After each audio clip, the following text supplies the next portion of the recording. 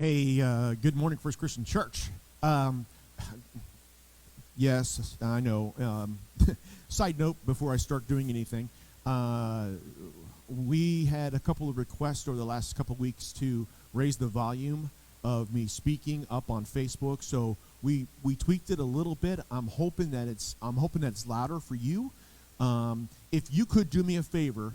If you're listening on your device or you look at this later, if you would please comment that it's louder or we need to make it a little bit louder, that would be great. I tell people, please put your tablet or your phone or your computer about halfway volume-wise. And so and we're trying to make it louder at that level so that it's louder. Does that make sense? Okay.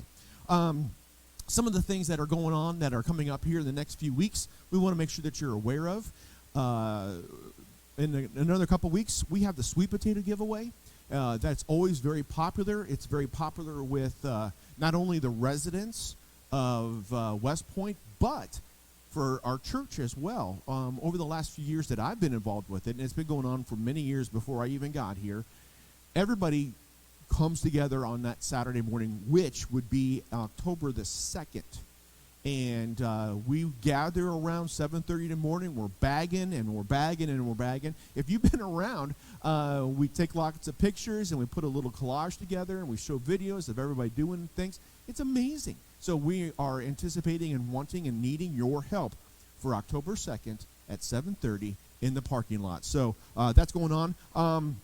There is going to be another youth hiking trip. It's going to be called Dismal's Canyon in Alabama. And so that will be happening. So they don't need chaperones for this. It's just the leaders and parents of the kids. So if you want to go, that would be happening then. They make sure that you're at the church at 7:30 in the morning as well, and bring money for food, because they will be eating at the Rattlesnake Saloon. And if you go before 5, there's no alcohol. So I know parents are like, they're going to a saloon and it's a youth trip? No alcohol. All right, so that's going on. Oh, the new kitchen is done. It's all set up for communion. So all the stuff that you need, all the supplies that you need to be able to do communion is in there. So starting this Sunday, the communion prep will be in the new kitchen. The bathrooms are almost done. They are putting up the partitions. They've been doing that yesterday and today. And we've also got things to set up in there. The only things that we're kind of missing is some storage areas that we're going to get some shelving and bookcases type stuff so that we can store things in there. And there's no mirrors yet. But hopefully the handles will be going on and we'll get everything all set. So hopefully this Sunday we could use the new bathrooms. So Monday, I had the opportunity to go up to Baldwin. Never been to Baldwin before, driven by it. I went to the First Christian Church up there, and I went to this leadership conference, and there was like 6 or 7 other churches that were involved that came up to listen and to be a part. And I got to be honest, I enjoyed it tremendously. And some of the things that they were talking about is what I've been thinking and praying and kind of hoping to steer us towards. But a couple elders were with me, and I'm hoping they saw it and they heard it too. And it was talking about there's 5 things that are pretty much missing in the churches nowadays. And they did a study of thousands of churches and of people. And did you know that only 20 to 30% typically claim of people in the United States typically claim a church? 20 to 30%. That's so low. But why is that happening? That's what they were trying to talk to us about. Why was that happening? And they went over 5 things. One is that there's a need for identity. And that need for identity is where we have to think of ourselves differently.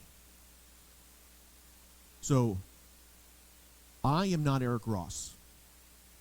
I am the son of God, and I am the brother of Jesus Christ. That's my identity. Then there's also the need for pastoral leadership. He had some really cool things to say about that.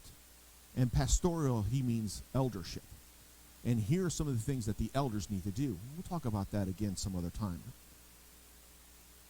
There also needs to be, he goes, the third thing is there needs to be a Christ-centered culture.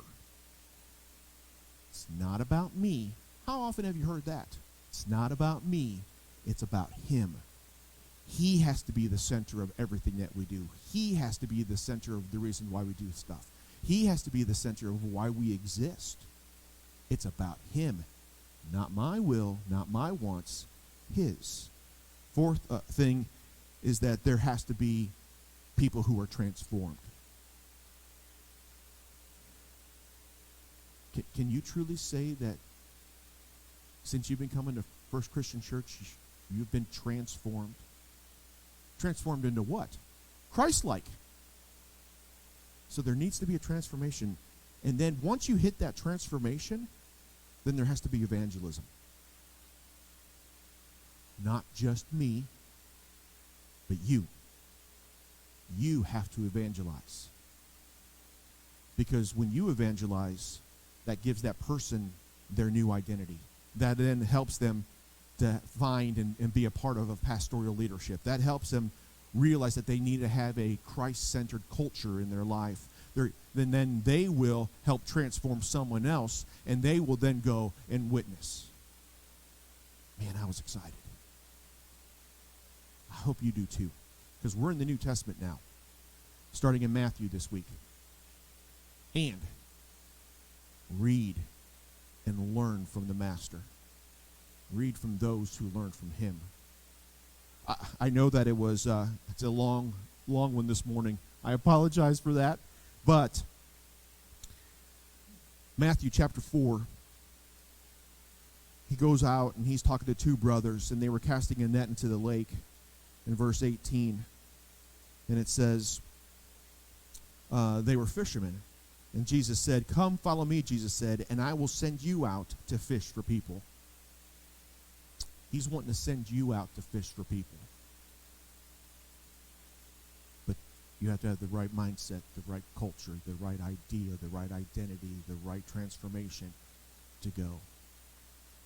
That's what we're going to be working on. Love you guys, and I will talk to you later. All right, see ya.